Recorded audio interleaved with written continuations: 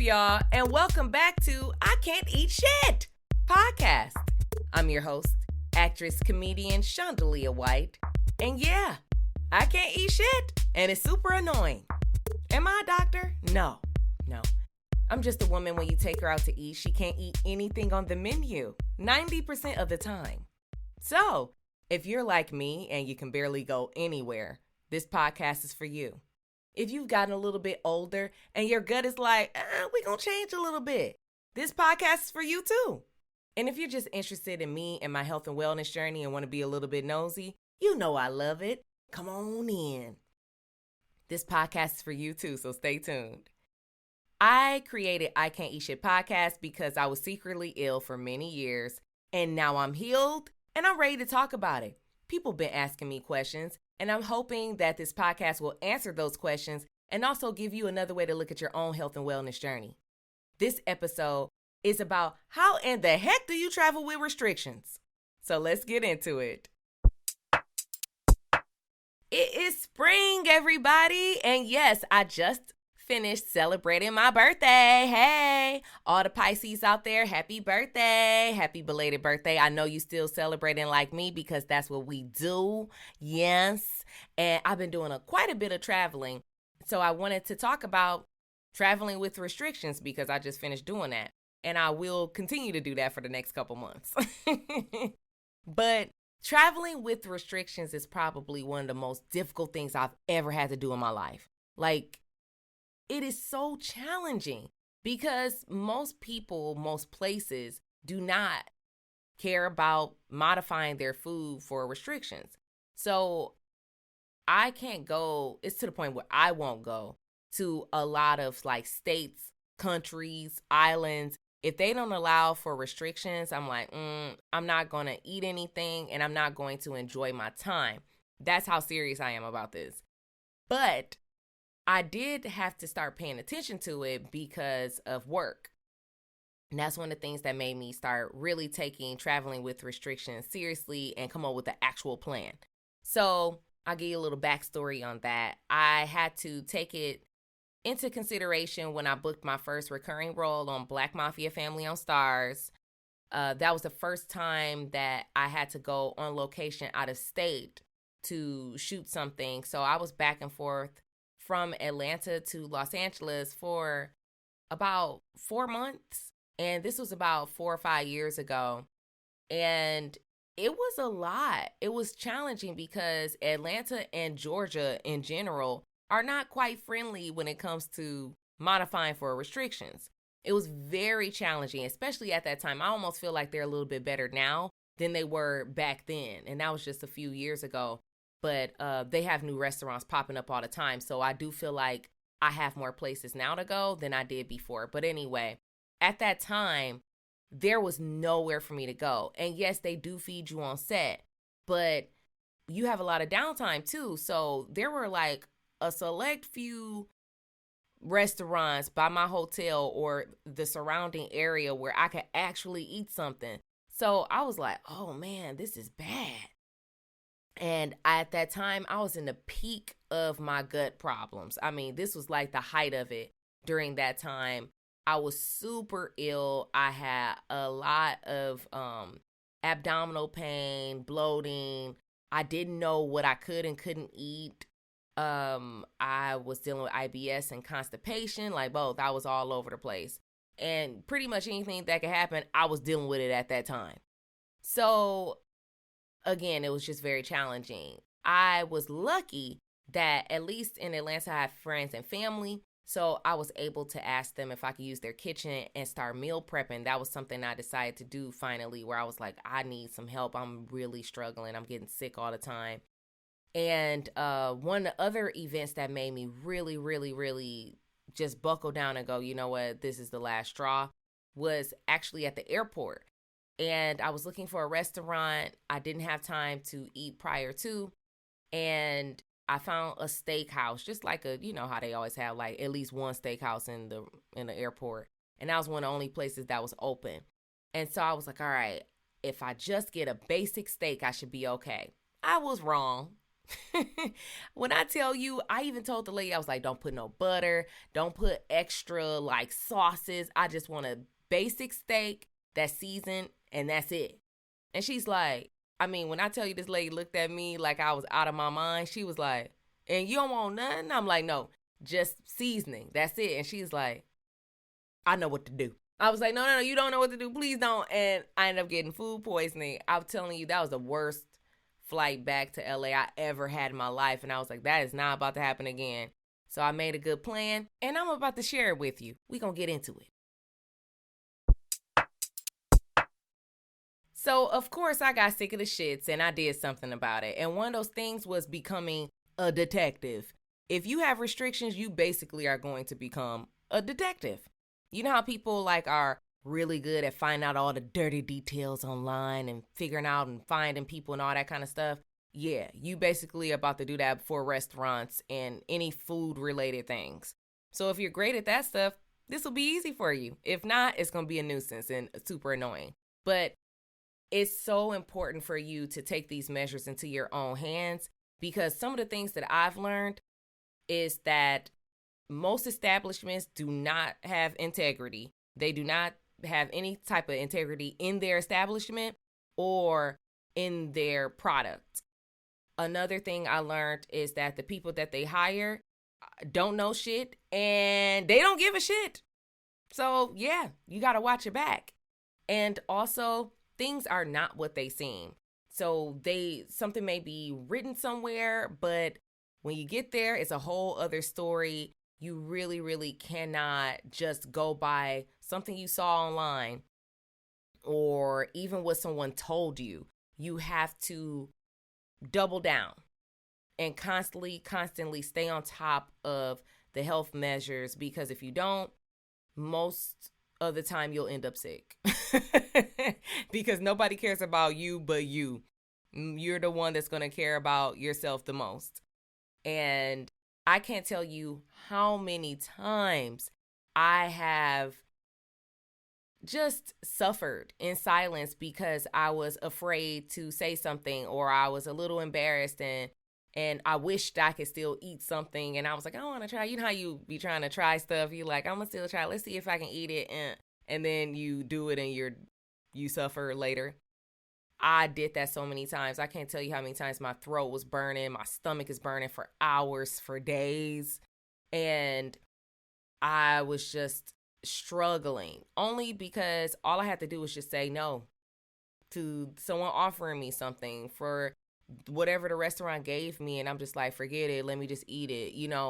Don't do that, y'all. Take the measures into your own hands and really stay on top of it. And don't just put it in the hands of whoever is taking care of you at that moment. With that said, I have a few tips, I would say, that help me a lot with traveling with restrictions. And the first thing I would say is, when you're at the grocery store, double check labels. And I know reading labels, everybody knows about that, but I mean that when you travel, that exact same product may have an additional additive. So I'll give you an example. One of the pastas that I used to eat. Now I don't eat pasta at all, even the gluten-free pasta. But I was eating gluten-free pasta here in LA, and it was just brown rice. That was the ingredients, maybe some type of preservative or something. When I went to Atlanta, it was like brown rice, corn, and whatever other additives. And I was like, oh, why did they put corn? Then I realized, oh, they put corn in pretty much every product they have, which sucks because I couldn't have corn. And so it was a struggle, like, just to find a product without corn. This is the same brand, the exact same product, but it was made slightly different. So that would be my first suggestion, is just to make sure, even if it's a product that you're used to buying, make sure you read the back of the product. The next thing is to research what grocery stores are dominant in that area, which ones are the predominant ones there, because just knowing that, you can look it up Double check the type of brands that they carry. Sometimes it could be the same thing, but a lot of times they carry products that are based in that area. So you're getting it, even though you go to Whole Foods here to get meat and it's like really good because they get it from blah, blah, blah farm. But when you go to this other place, they get it from their local farm. And the meat tastes completely different and you don't like it. Or, the veggies are not fresh or something like that. So I would say just to double check and be familiar with the brands and stuff before you get there. That way you know, hey, it might not even be worth doing that. You might be better going to a farmer's market or something. So just keeping something like that in mind. Researching the restaurants that you want to go to and calling to see if they have dedicated kitchens. So that's a big one for especially people with like celiacs and autoimmune disorders. If they don't have a dedicated kitchen or a dedicated area where they're preparing those gluten-free foods or whatever it is, types of foods, you're going to deal with cross-contamination. And people with celiacs, you can't deal with cross-contamination because you will have that autoimmune response. So it's really important to just double, triple check if they do have a dedicated kitchen. Most of the time nowadays, people actually list that. They'll say, we do not have a dedicated kitchen. If you have any type of restrictions, we would not suggest that you eat here. They literally will say that. So just checking their website, and if you aren't sure, calling is very, very important. Another thing is to call to see if they even accommodate restrictions, because sometimes you will assume that because they have like gluten-free, this is gluten-free, this is vegan, this is vegetarian. They have those kind of things listed on the menu online. You'll assume like, oh, okay, they allow restrictions. They allow modifications, but sometimes they don't. It really, really depends on the restaurant. So just calling just to double, triple check. Hey, I was wondering, could I modify this dish? Some of them you cannot modify. And a lot of times it's not because they don't want to. Some of the places they don't want to. But a lot of times it's just because they are prepping at the beginning of the day to make it easier for them to cook the dish. Now, if it's a fancier restaurant, it doesn't matter. The chef usually will make it fresh for you and just customize it. But if they don't have a chef and they just got cooks, honey, you on your own. Get something that you know they can modify, or don't go.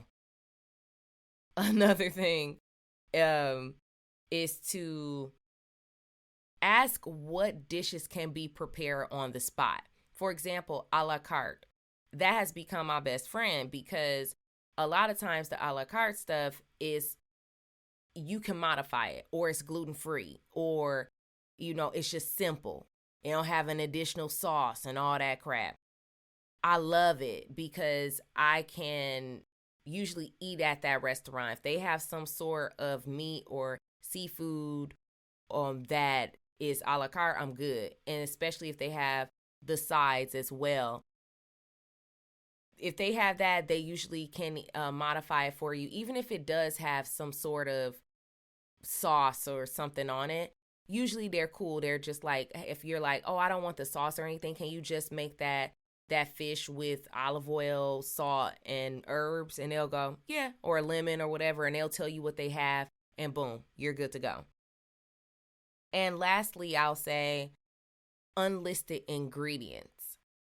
Oh man, I cannot stress this enough. So many places, even at the grocery store, even with products we buy every single day, body products, everything, they have so many unlisted ingredients. So we all just kind of picking our poison anyway. But ask them about the unlisted ingredients. One of the things that I experienced recently was at an ice cream shop that I've gone to for years. They, after the pandemic, they stopped making everything in-house, and some of the things that they've carried for years, they started farming it out. Well, the ingredients changed. And a lot of the ingredients that are coming from this other place I can't eat. And so I went in and asked them, like, what happened? I don't understand. You guys were strictly gluten-free, dairy-free, does no harsh oils, blah, blah, blah. And they were like, yeah, so these products we get out of farmed out. And then these are the ones that we make in-house. Anything that's made in-house, we still don't add the harsh oils, the da-da-da, whatever. And then the ones that out, you on your own kind of thing. And I'm like, see, I knew it was something.